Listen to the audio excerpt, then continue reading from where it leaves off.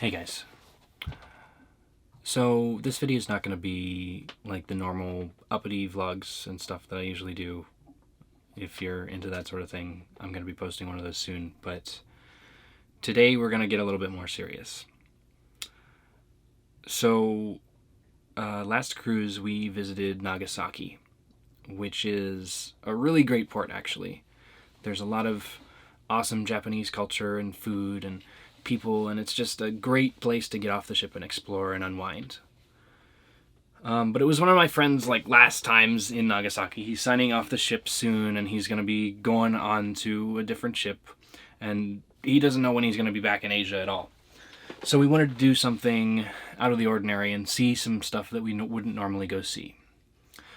So instead of going to our regular local sushi place and getting all of the great food that we normally do, we took the tram about half an hour into the city and visited the memorial park that was the site of the atomic bomb blast during World War II that effectively caused Japan to surrender and end the war.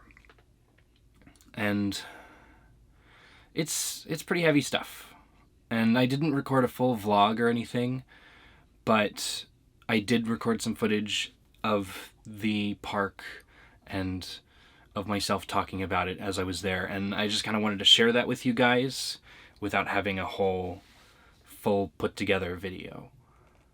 So this is that footage, and I'll be back with more vlogs soon, but until then, yeah, just watch this and think about it, and I don't know, hopefully you learn something, or at least realize the severity of what the United States actually did to this country. Because we learn about it all the time, but you really don't appreciate it until you're actually there.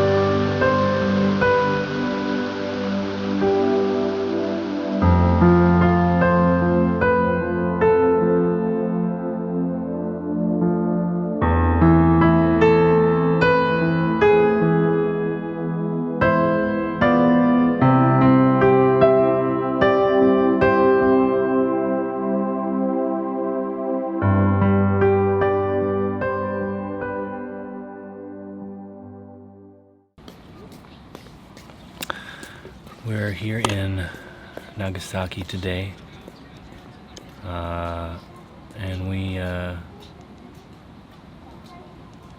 took the train up from the ship, a little streetcar, and we're visiting the Peace Park, which is, it's actually just north of the center of the site where the United States dropped one of the atomic bombs on Japan.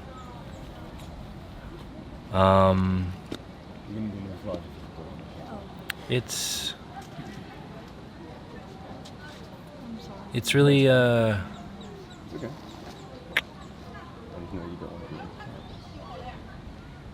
pretty heavy stuff. I mean, you learn about this all the time in schools and stuff, but I mean, it's not really the same actually visiting the site versus reading about this in like a history book or something. There's a guy over here that was working in a factory in Nagasaki when the bomb dropped, and he was one of the only workers that survived the blast. Just because of pure dumb luck, he got thrown behind a pillar and avoided the initial heat wave. And I mean, all his clothes and skin basically melted off because it still got really hot, but here he is still telling his story. So yeah, it really puts things in perspective. It's kind of hard to believe how quickly we've forgotten about the damage that we did to this country from a pretty primitive version of the atomic bombs that we've got nowadays. And yet, even still, we're stockpiling all these weapons, and we're in an arms race against Russia, it looks like, is happening again. We had the Cold War, and North Korea's trying to get nuclear weapons. India and Pakistan have both got nuclear weapons, and they're getting mad at each other these days. It's just... it's crazy how quickly we forget this stuff. And it seems like more people need to appreciate what actually happened here and how many people it affected and how many people died because of our own country's hubris.